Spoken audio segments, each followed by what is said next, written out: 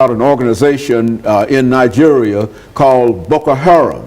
And the topic today is Boko Harim and the instability in West Africa. And of course, Dr. LMadu, let's pick up where we left off the last time. You were talking about some of the things that this organization called Boko Harim is involved in.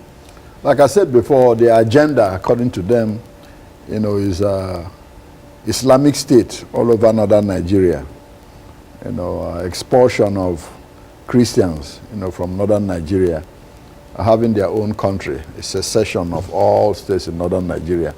Already you have Sharia, law in about 12 states in the north, but they said that's not enough, However, what is happening is that people are starting to see this insurgency as not a religious conflict, but a political conflict masked under religion.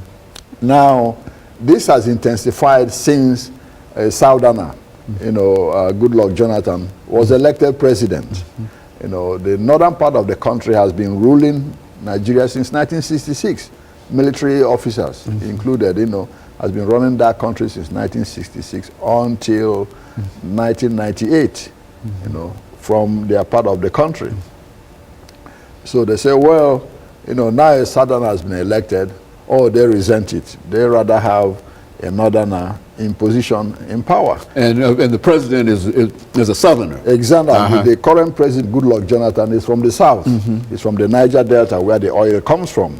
And they've been marginalized for a long time in the political process. Now he's the president of the country, and the northern part of the country, the political, elites there are not happy.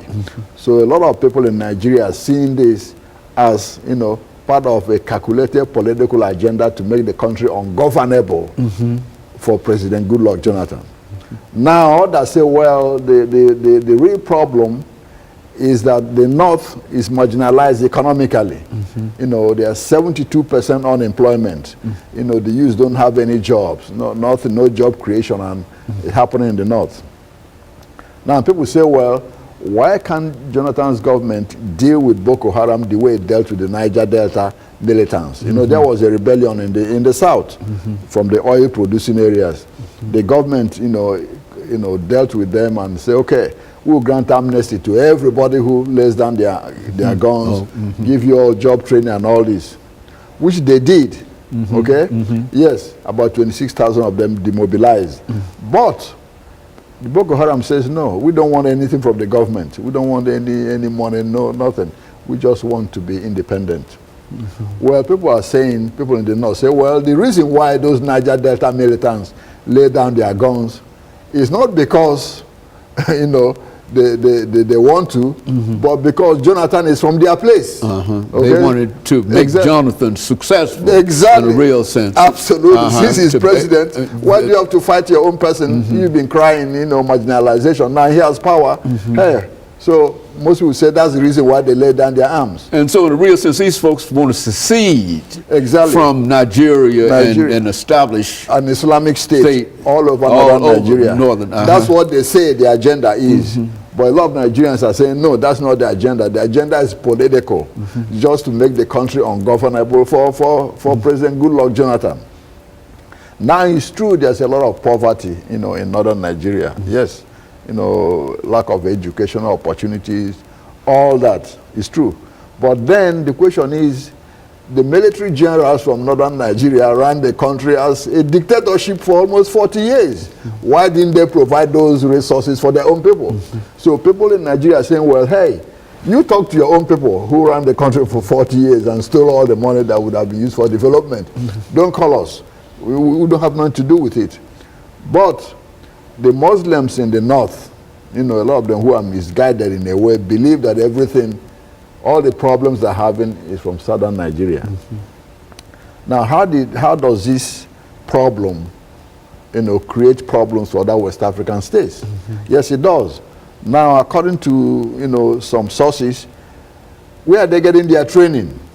We hear now that Al-Qaeda in the Arabian Peninsula, AQAP, and Al-Qaeda in the Maghreb, AQIM, is coordinating with them, training them on how to use this, car bombs and all this. which is not unreasonable. Now, at the same time, we also hear that they have relationship with Al-Shabaab, which is the Somali terrorist group. Now, that's why the United States government is getting concerned about the threats, you know, they can pose.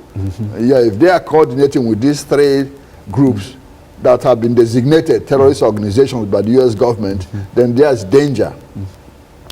Now, if, you know, they succeed in extending their arms, right now they are kind of confined over northern parts of the country, okay, with exceptional operations in Abuja, the capital.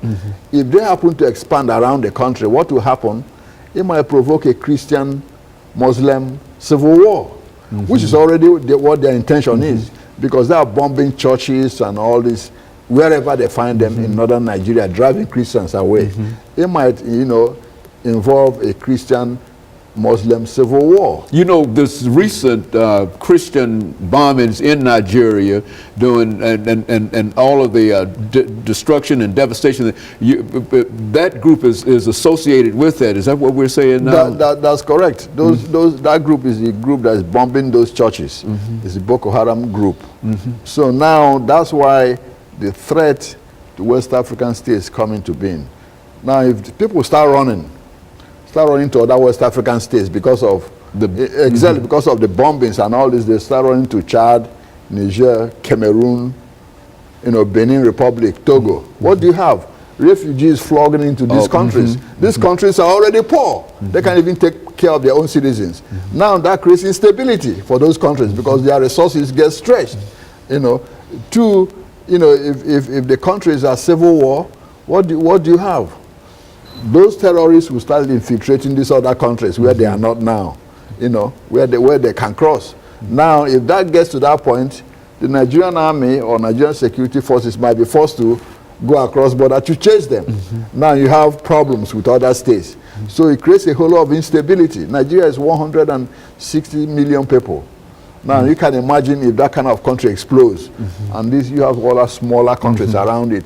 Those people, the movement of people alone creates a lot of, you know, security problems for those smaller states that are already poor and stretched, you know, resources stretched. Okay, Dr. LMadu, and of course we're getting ready for our second commercial break. When we come back, we'll have 10 minutes to further elaborate upon some of the things that you're talking about, and we'll be back with our audience following this very, very short commercial break.